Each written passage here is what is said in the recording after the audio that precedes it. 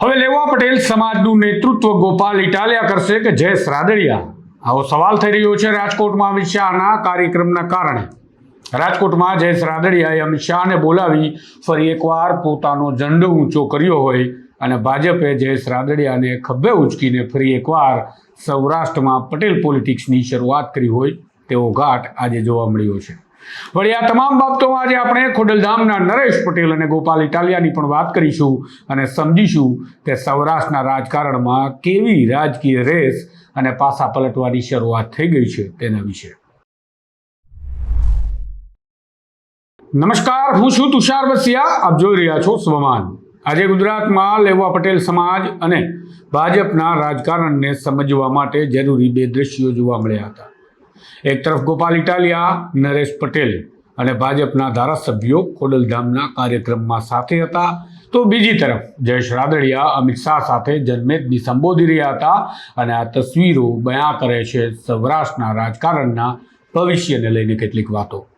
જુઓ, આજે રાજકોટમાં 7 જેટલી સહકારી સંસ્થાઓની વાર્ષિક સાધારણ સભાનું આયોજન રાજકોટ જિલ્લા સહકારી બેંક દ્વારા કરવામાં આવ્યું હતું. આ સાધારણ સભા બાદ એક જાહેર સભા પણ રાખવામાં આવી હતી અને તેમાં કેન્દ્રના ગૃહ અને સહકારિતા વિભાગના મંત્રી અમિત શાહને પણ નોતરવામાં આવ્યા હતા, જેના કારણે રાજકીય ગલિયારામાં ભારે ચર્ચાઓ શરૂ થઈ છે કે ભાજપ શું કરવા જઈ રહ્યો છે અથવા તો જયેશ રાદડિયાએ આ શક્તિ પ્રદર્શન કરી શું સાબિત કરવાનો પ્રયાસ કર્યો છે.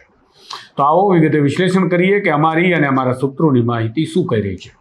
સૌ પ્રથમ તો એ સમજો કે સૌરાષ્ટ્રમાં હાલ વિસાવદરની બેઠક પર ભાજપે કારમો પરાજય મેળવ્યા બાદ ભાજપ ખૂબ ભડક્યું છે, સાથે જ ડરી પણ ગયું છે અને એ જ ચૂંટણીમાં આમ આદમી પાર્ટીના ગોપાલ ઇટાલિયાની જીતથી લેવા પટેલ સમાજમાં ગોપાલ ઇટાલિયાનું એક નેતૃત્વ પણ ખડું થઈ રહ્યું છે.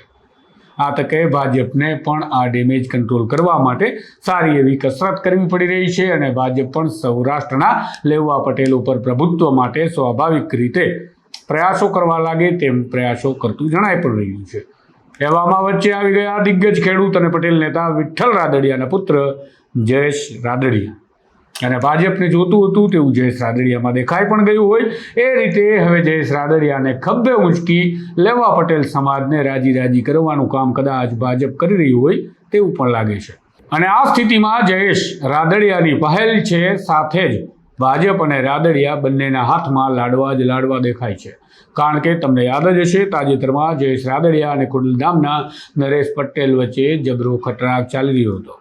આ ખટરાગને લઈ અનેક તર્ક વિતર્કો પણ થયા હતા અને ઇફકોની ચૂંટણી બાદ તો આ ખટરાગ ખુલીને સવે જોયો અને મંચ પરથી જયેશ રાદડિયાના ભાષણના શબ્દોમાં નરેશ પટેલ અને જયેશ રાદડિયા વચ્ચે ખટરાગ લોકોએ અનુભવ્યો પણ ખરો. પણ આ ખટરાગ થયો કેમ હતો તો એ સમજો અને પછી આજનો આ કાર્યક્રમ જુઓ તો તમે પણ સારી રીતે સમજી શકશો કે જયેશ રાદડિયા અને નરેશ પટેલથી મોટું થવાઈ ગયું અને ભાજપને ગોપાલ ઇટાલિયાનો તોડ મળી ગયો આગામી ચૂંટણીઓ માટે.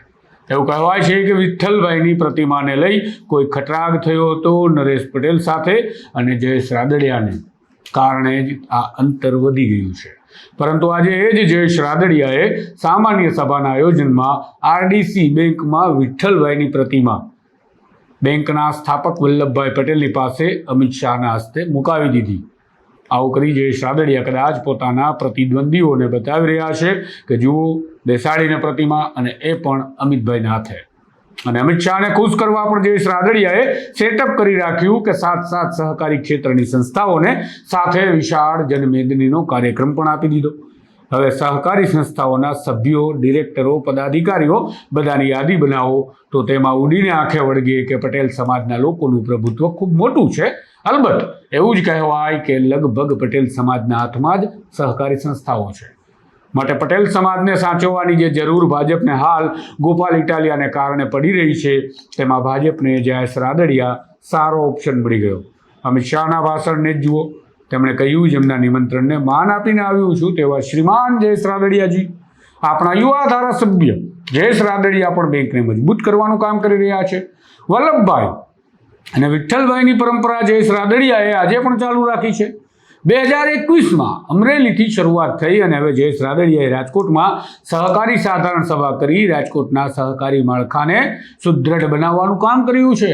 માટે જયેશ રાદડિયાને ખૂબ ખૂબ અભિનંદન પાઠવું છું. અમિત શાહના ભાષણના અંશ છે અને અમિત શાહના ભાષણમાં જયેશ રાદડિયા ચાલી રહ્યું હતું. અલબત્ત કહી શકાય કે ભાષણ જ જયેશ રાદડિયા કેન્દ્રિત રહ્યું હતું.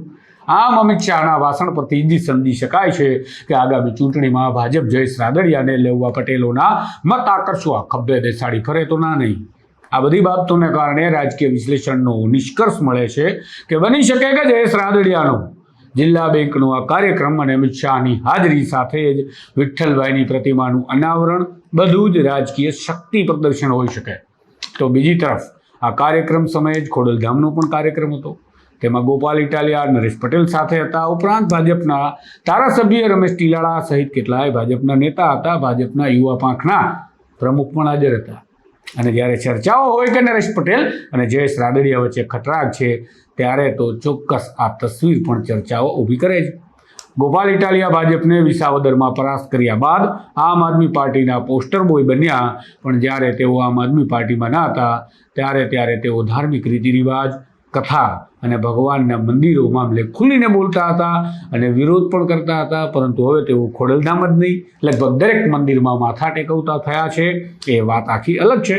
પણ ખોડલધામના કાર્યક્રમમાં નરેશ પટેલ સાથે તેમની હાજરી અને અમિત શાહ સાથે જયેશ રાદડિયાની હાજરીથી ચર્ચાઓ ચાલી કે જયેશ રાદડિયાએ નરેશ પટેલ સામે મોરચો ખોલ્યા બાદ શક્તિ પ્રદર્શન કર્યું છે, તો સામે નરેશ પટેલે પણ બાણ ચઢાવી ગોપાલ ઇટાલિયાને ખભે ઉંચકવાનો પ્રયાસ કર્યો હોય તેવું આજના આ કાર્યક્રમ પરથી લાગે છે.